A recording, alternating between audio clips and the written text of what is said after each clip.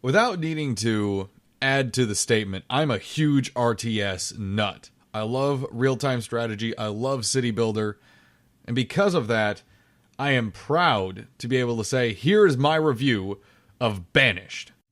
When you first look at the game, look at the program itself, you see, what, it's like 80, 85 megabytes as an installer? It's tiny.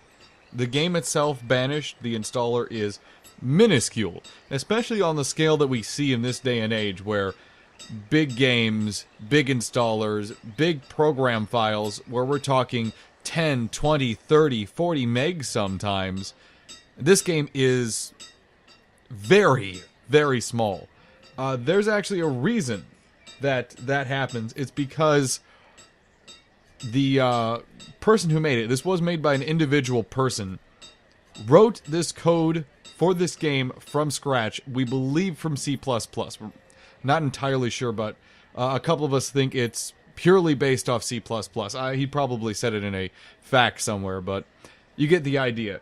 It's so well compressed and put together that although it's not a complicated program, it's not a complicated game, there's no crazy flashy graphics or something, it's not an ugly looking title. It has its own kind of serene beauty to it.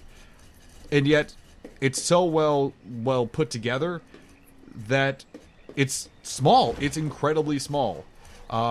It's also, as I mentioned, made by a single person.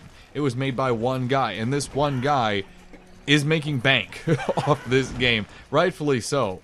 He simply wanted to make a really good medieval city builder without combat, without any of the clutter, and that's what he did. That's what he went for. Banished is very much a Sim City for the medieval age. It's a very stripped down, deceptively, a friend of the show, Literal Lucas, put it, deceptively simple, where it's easy to figure out how to build a house or put a farm down on a plot of land. It is difficult to figure out how to manage the balance between keeping your food stocks growing and making sure you always have housing and making sure you're trying to work with all the different possibility that's going to go on, whether it's a food shortage from let's say a bad year of hunting, or a couple gatherers died off all at the same time, or some farms got hit by a disaster. We'll talk about those in a bit. It's a very deceptively simple title, and I love it.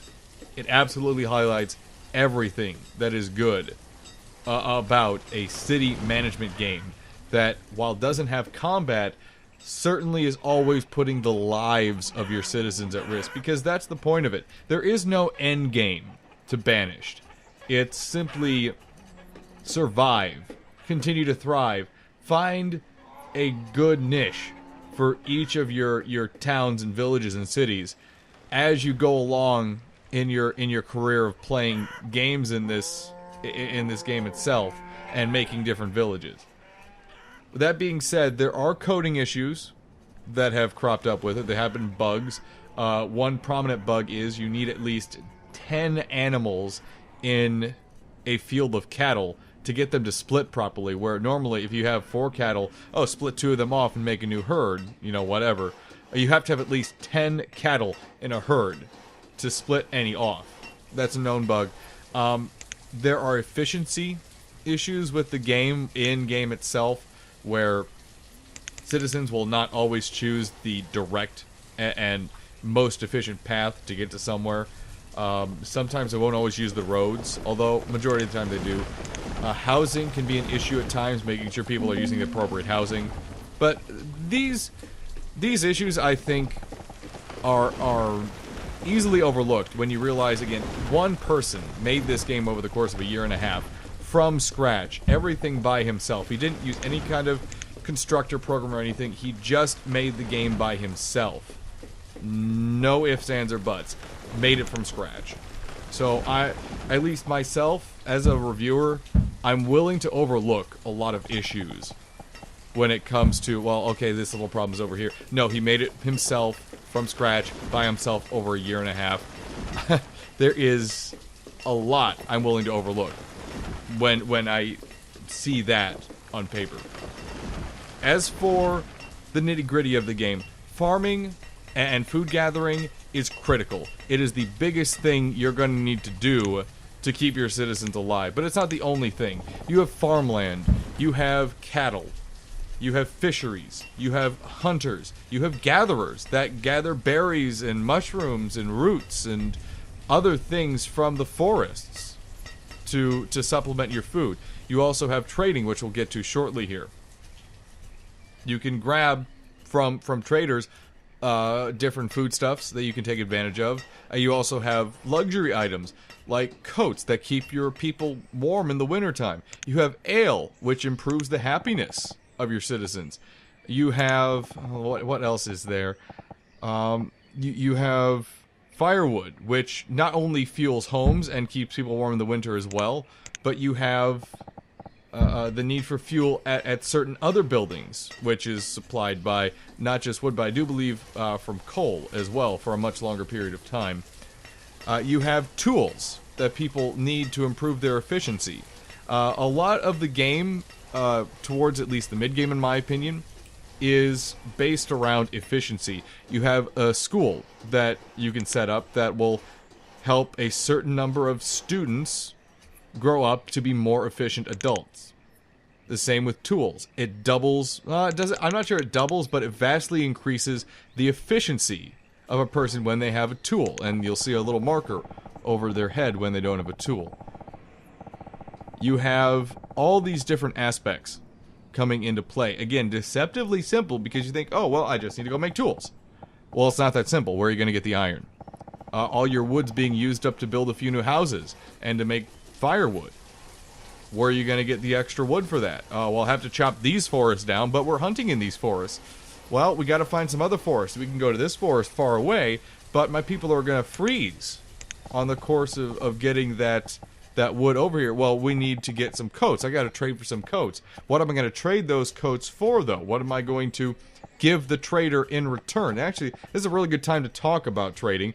Trading is based off a very simple numerical value system, where arbitrary numeric values based on how rare or important material is permanently attached to an item. And the game says, well, let's take leather hides, for example. They're worth 10 trade units. You have the trader that comes along. You say how much you want to trade. You say how much you want the trader to trade you. You need to at least match how much you're getting from the trader in your own resources. You can go over. There are ways to correct that. Obviously, you can change the exact amount of how many units you're trading. You could also change what kind of units you're trading. Certain traders won't take certain things, so you have to remember, okay, well, this guy likes to get this. He'll pay for this. No, he doesn't want this. It's an intricate system. Again, deceptively simple. You think, oh, hey, traders come by, let's trade for stuff. Well, it's not that simple. Much like real life, you think, well, have a job, pay the bills, I put food on the table. Not that simple. Just like in real life, Banished looks simple on the front, but all those little minuscule problems start to creep up. And things can go bad very quickly. Very quickly. You not only have the possibility of food shortages or resource shortages, things can just go south very quickly. As you'll notice on the screen right now, a lot of markers are appearing over houses, whether it's the little no, no symbol with the circle with the slash through it, or a little frost icon above houses, or the little crossed forks. Things can go wrong very quickly.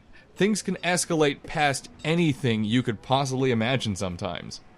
It just goes wrong every so often. And that's the beauty of the game. Sometimes you have no control over how things go. The example we just showed, and are showing right now, I goofed a little bit. I grew the town too quickly. Things got off balance. We didn't have a concurrent town center that supplied food and goods to the whole city. Things got a little too shaky. Supplies got strained, and now people are probably going to die because of it. That's the consequences, though. That's the risk of growing too quickly. It's that you may not survive the growth. You have to balance everything. Very, very, very twitchy kind of program. Also, you have disasters. There are tornadoes that can sweep through, fires. You could have diseases, diphtheria, and the scarlet fever, for example, can both spread through peoples. In addition, as we can see, you have crop failure. You have insects that will infest your crops and spread throughout them and cause mass destruction throughout your farm field. The only way to solve this problem is to harvest them.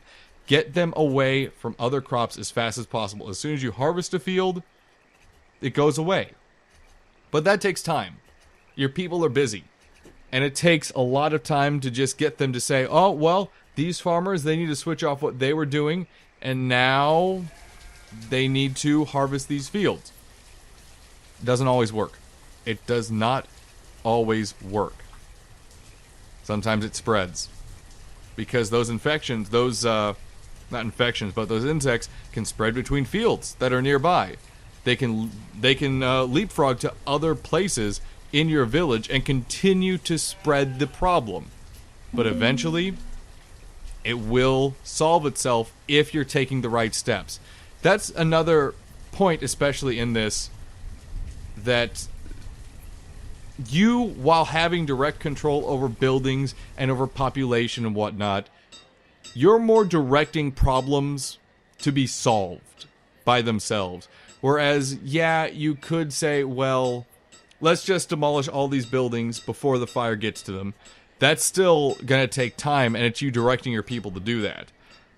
Better to make sure you have wells placed around your village and your cities, so that when there's a fire, your citizens can go over to the well, get buckets of water, throw the buckets of water on the burning buildings, and stop the fire from spreading beyond them. Yeah, it works to destroy your buildings, but wouldn't you rather just save them? It's that kind of forethought that's really... It's to great benefit if you're able to have that kind of forethought in Banished, and that's one thing I really do love about it. So, with that all being said, and having already enjoyed and streamed Banished quite a lot on our Twitch channel, I can only give Banished great marks. It is a very cheap game, all things considered. It's like 19 bucks right now, US currency, at least where we got it from GOG.com. I believe it's the same price on Steam and on their website itself. I just need to Google Banished, and you'll find it. It's a great price. It's a great value. From me personally, as someone who loves RTS games, I cannot possibly recommend Banished enough. You will more than get your money's worth out of it over and over again, really enjoying that RTS and City Builder gameplay where, yeah, it's simple. You build houses over here, you build some roads, maybe you're going to build a supply barn or two, you're going to build a school now, and yeah, people are growing, everything's fine, but then the problems start. And things start to go wrong. It is a deceptively simple game to play, and an impressively difficult game to master. And the best part, there is no end. You just keep growing until you run out of space and resources. It truly is a medieval city builder. That's our review, or at least my review, of Banished. Thank you for joining us here on youtube.com/The Rob and Dan Show. Make sure you subscribe here. We do a lot of activities every single day, including on our Twitch page at twitch.tv/The Rob and Dan Show. Events include, but are not limited to, by any stretch of the imagination, Planet Side 2 on Terran Tuesdays. We do events every Wednesday evening at 7 p.m. EST as well, starting with Guns of Icarus. We also do Guns of Icarus on Fridays at 4 p.m. EST. And everything else. We have so much going on. Thank you for joining us. You've been watching youtube.com/The Rob and Dan Show.